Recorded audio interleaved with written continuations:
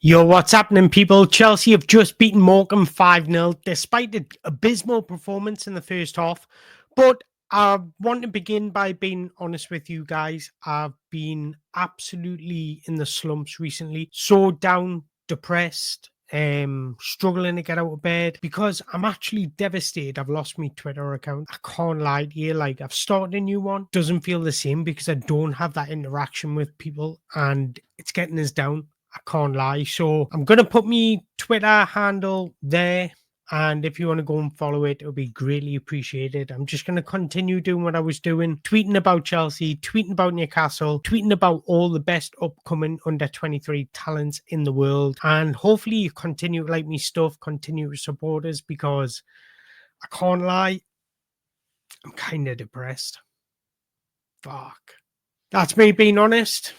Like, I can't even be bothered to make this video, but I'm going to, because Chelsea have just beaten Morecambe 5-0 in what was a weird 90 minutes of football. The first half was absolutely abysmal. Absolutely abysmal. It was a strong starting 11 from Morecambe. We had only Tyreek George from the academy playing. The rest was all fringe players pretty much looking to get into the first starting 11. Looked like he wanted to give minutes to Reece James, Romeo Lavia, who had just come back from injury, so I understand them two starting. Chelsea just couldn't get into the game. Despite Morecambe offering nothing, it was all Chelsea the first half. They dominated possession, but they were so passive, slow in possession. It just didn't look like Chelsea. Did not look like Chelsea. There was players that looked disinterested. Christopher Nkunku, I'm looking at you. Yes, he scored in the second half. We'll get on that in a minute. He missed a penalty, and I don't mind him missing a penalty because anybody could do that. But for me, he just looked zoned out. He didn't look involved in the game. Didn't look like he wanted to get into the game. There was no energy, no vibrance from him. And he was just on the pitch. He was just there doing nothing. And it was irritating us because this is his opportunity to say, I belong here. I should be starting in the Premier League squad. This was his opportunity to say, I'm going to play so well, you can't leave me out. And to be fair, I kind of feel for him because he scored an unbelievable amount of goals in the Europa Conference League and he's still not getting the game. Eventually, that's going to zone you out. That's going to make you think, no matter how well I do, I'm not going to play.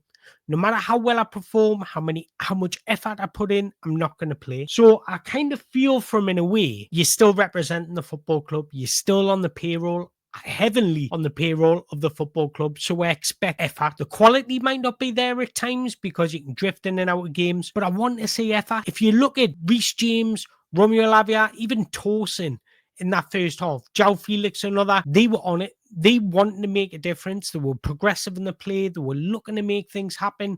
And there was players in that first half that didn't look interested. Pedro Neto's another one that didn't look interested to me. And there was a lot of players on that pitch that could have easily stepped up their performance, but decided not to. Now, let's get on to some individual performance because Tosin must have had some last night. He must have got funky last night because he was brave today. He was brave. He brought out his inner David Luiz. He was shooting from distance. He was looking to threat from set pieces. He was on it today, and you need to give him his credit.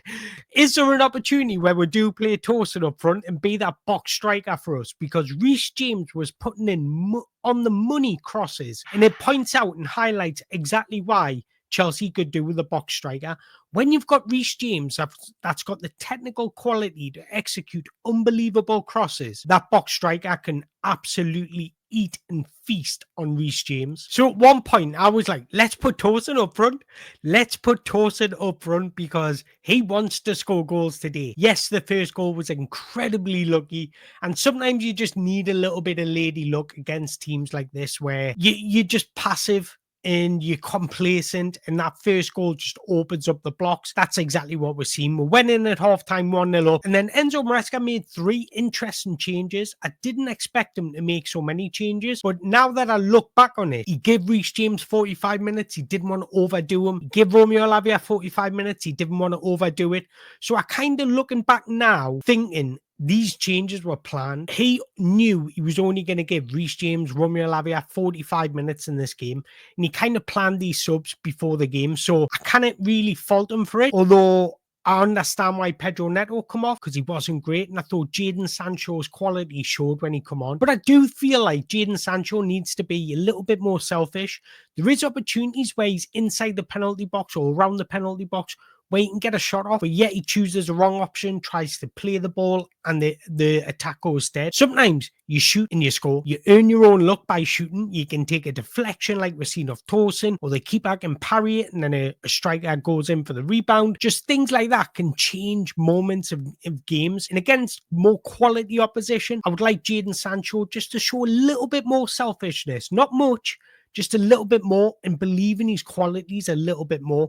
But the second half was a lot better. We're more direct, we're more dynamic, we weren't passive in possession, and we looked like we wanted to create. We looked like we wanted to punish Morecambe. And that's exactly what we did. I thought Joao Felix was absolutely brilliant. For the past 3 games now, he's been our bright spark. So is there an opportunity where he has to start against Bournemouth on Tuesday?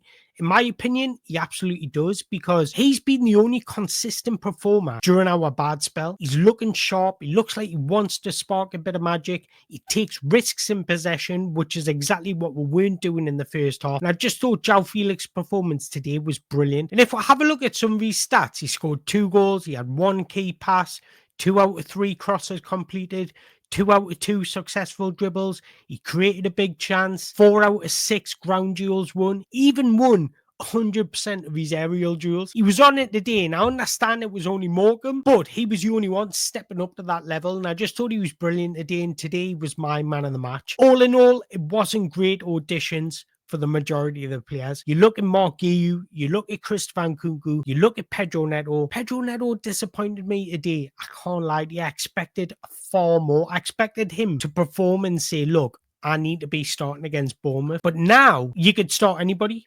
That right wing position or even left wing position is up for grabs. This is why we're seeing Noni Manuiki come back into the side after being completely left out.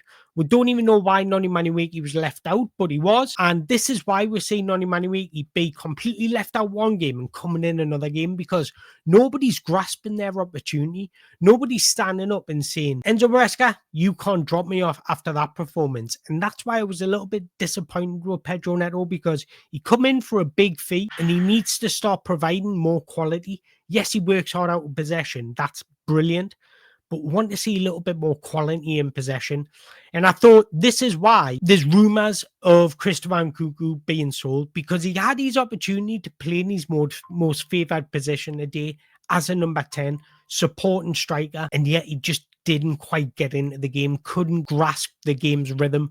And this is exactly why we're seeing Enzo Maresca not trust him in the Premier League squads. So next time I say, why is Nicholas Jackson starting? This is exactly why, because if Christopher Nkunku, Mark Guiu performs like that against Premier League sides, we haven't got a hope in hell. So this is why Nicholas Jackson is continuously starting despite his poor form or poor goal scoring form.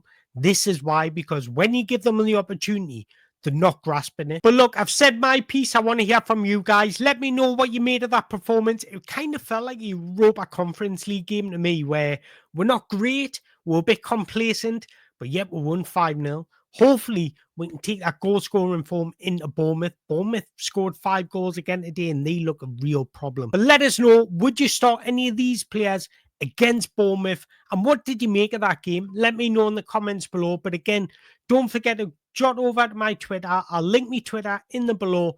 Hit the follow button, please, because I'm getting sad. I can't lie. But again, thank you very much for watching. Until next time, ciao for now.